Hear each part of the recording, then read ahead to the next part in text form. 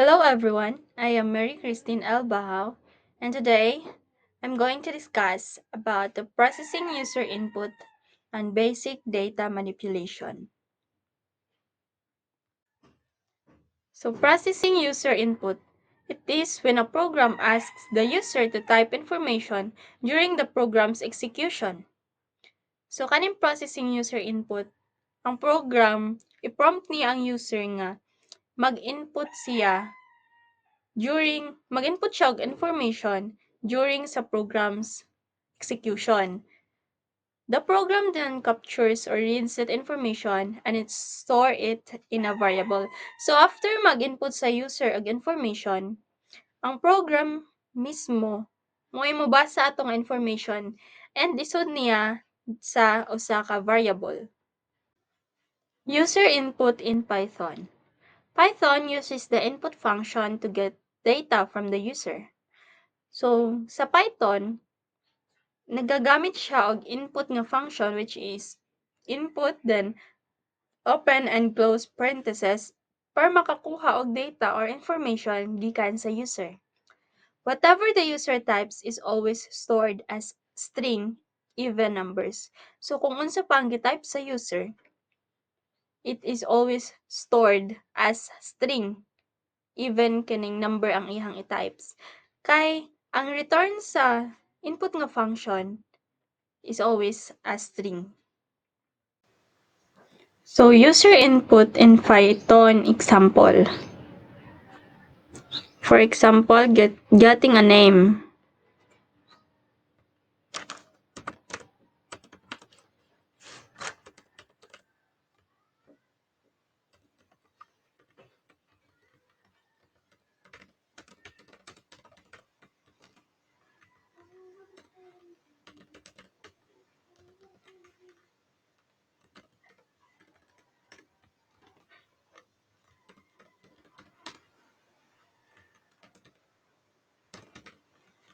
So line number 1, kaniyang name is a variable. Then nagamit tag input function which is i-prompt niya ang user to enter its name. Then line 2 print hello then ang name.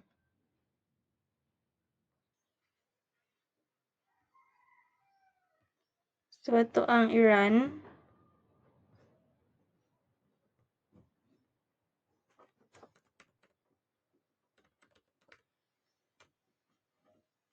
So muna na siya ang iyahang result.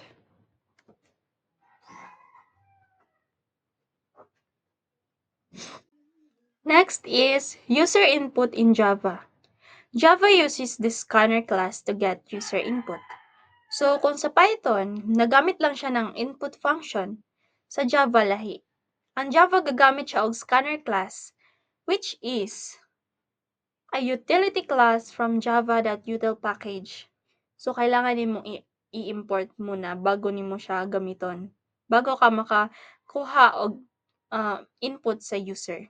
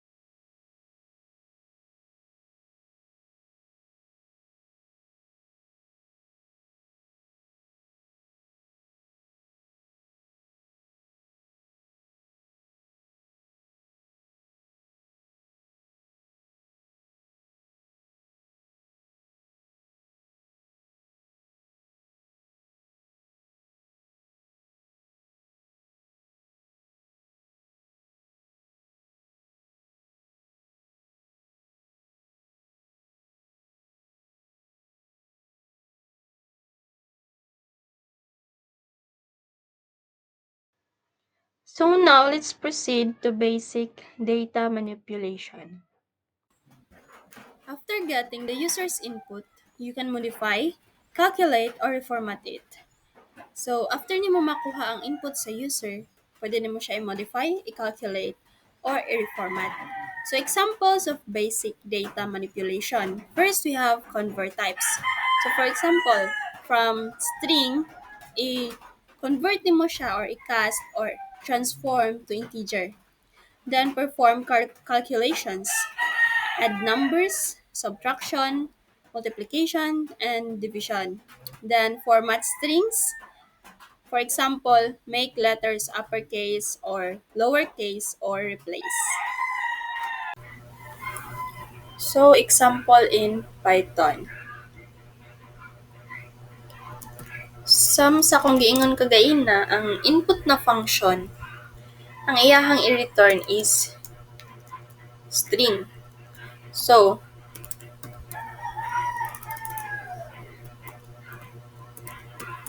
ato siyang i-cast or i-transform.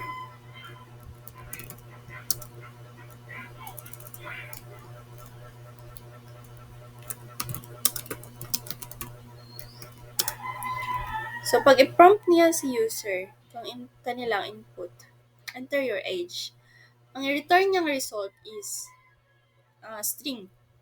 So, para mahimo siyang integer, imo siyang isulod sa int na function. Okay, then print.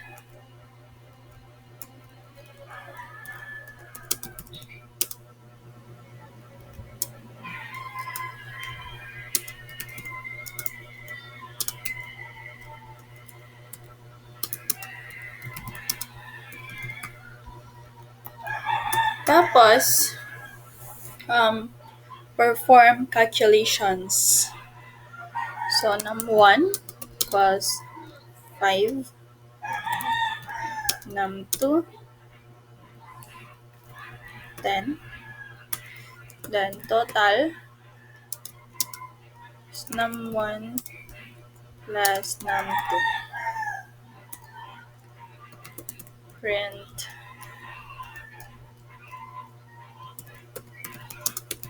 Total is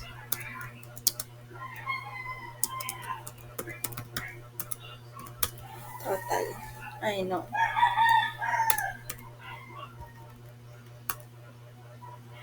Then format strings, like for example, name,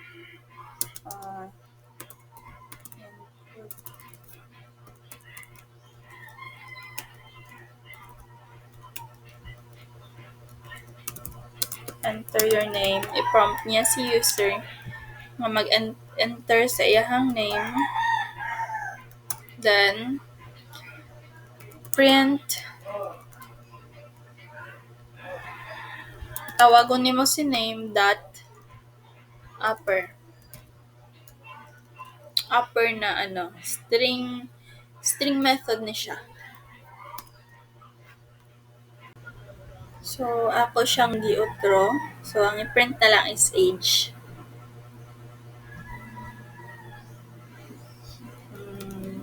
Enter your age, 19. So, then dire, num1, num2. Num1 plus num2, 5 plus 10, total is 15. Then, enter your name.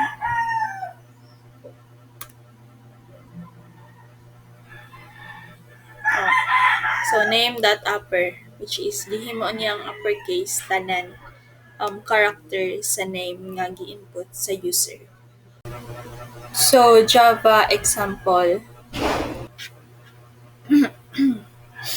So, this is calculation.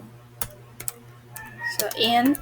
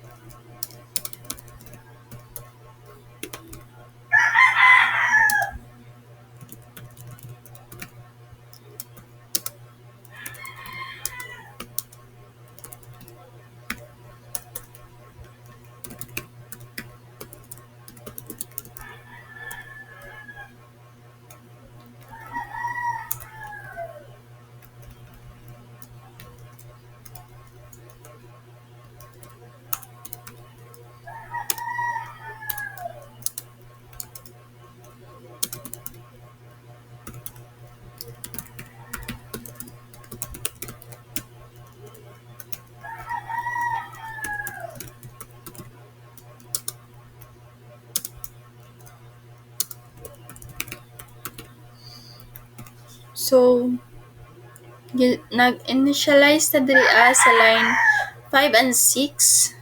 Num1 is equal to 10 and num2 is equal to 5. Then perform calculations line 8 to 9, sum and the difference. And line 11 to 12, giprint na to ang sum, which is ang value niya is kani ang sum na variable na atong gitawag. Then ang difference nga naay value nga kani ang there is a difference nga variable. So, itong i-run. 10 plus 5 is 15, then 10 minus 5 is 5. So, tama. Then, next is string manipulation. Yes. So, there is string name. Remember lang nga, sa Java, kailangan dyan na to ibutang kung unsa siya nga data type. Kung unsa nga data type ang variable. So, string name, hello world. Tapos, ato na siyang manipulate. So, first, ato ang kuhaon ang iyahang length. So, int kay integer, then length ato ang variable. Tapos, name dot length na function.